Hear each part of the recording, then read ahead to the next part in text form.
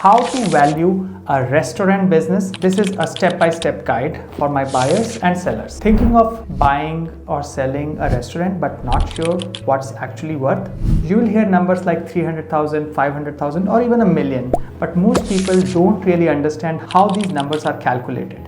In this video, I'm going to break it down in the simplest way possible. How restaurants are actually valued using sales, profits, assets, lease, and goodwill. By the end of this video, you'll be able to confidently evaluate any restaurant deal. Let's go to section 1, sales versus profit. Let's start with the biggest misconception.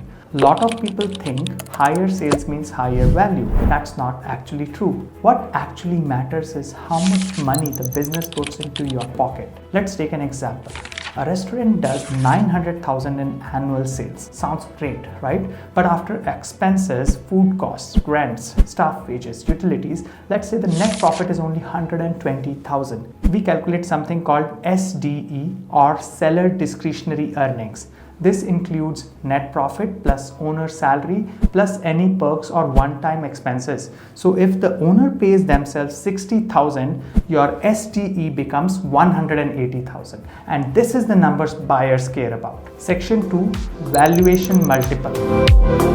Now that we have SDE, how do we find the value? Restaurants typically sell for 2x or 4x of SDE. For example, if your SDE is 180,000, at 2x it's 360,000, at 3x 540,000. Most deals will land somewhere in between. But here is the key. Not every restaurant gets the same multiple. This will depend on your location, your brand strength, your lease terms, your stability of sales, and the type of restaurants. So these 5 things are important. So 2 businesses making the same profit can have different valuation altogether. Section 3, assets value. Let's talk about assets. And this is where many sellers get emotional. You might have spent 300,000 or 400,000 building your restaurant, but that does not mean it's worth that today. Let's break it down. For example, your kitchen equipment was 120,000, ventilation another 40,000, furniture 35,000, leasehold improvements for 200,000, total investment you made about 400,000, but resale value usually around 120 to 200,000. This becomes your floor value. Buyers don't care what you spent, they care what it's worth right now. Section 4, lease terms.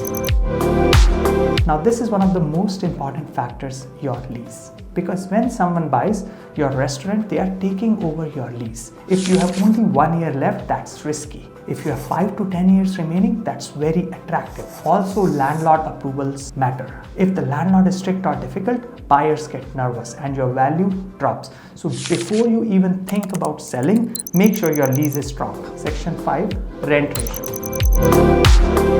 Another key metric is rent as a percentage of sales. A healthy restaurant usually has rent between 6% to 10% of revenue. Let's say your sales is 900,000 and your rent is about 72,000 per year. That is 8%, which is good. But if your rent goes to 15% of your revenue or higher, that eats into profit and directly reduces your business value. It's simple math. Section 6, location.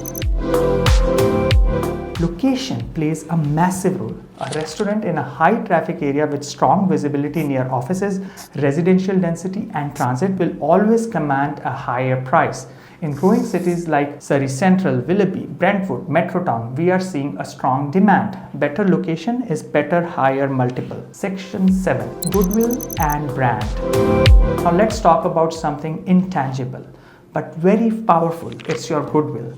This will include your Google reviews, your loyal customers, your brand recognition, social media presence, delivery platform ratings. For example, a restaurant with a 4.7 rating and 2,000 Google review is far more valuable than one with no online presence. Why? Because the buyer is not starting from zero. They are buying an existing reputation. Section 8, type of restaurant.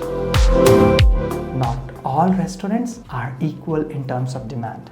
Some concepts are easier to operate and some are more attractive to buyers. For example, sushi restaurants, bubble tea shops, cafes, breakfast places. They tend to sell faster and often at better multiples because they are simple to run and have a consistent demand. Section 9 is sales trend.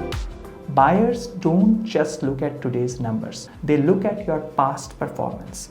Typically, they will review at least 3 years of financials. If your sales are growing year over year, that increases value. For example, your year 1 was 780,000, year 2 was 840,000, and the current year was 900,000. That's a strong upward trend. If the sales are declining, it's a red flag. Section 10, delivery impact. One more modern factor is delivery platforms. Uber Eats, DoorDash, Keep the Dishes, they can boost your sales significantly, but they also reduce your margins. So if 50% of your revenue is coming from delivery, buyers will take a closer look at profitability.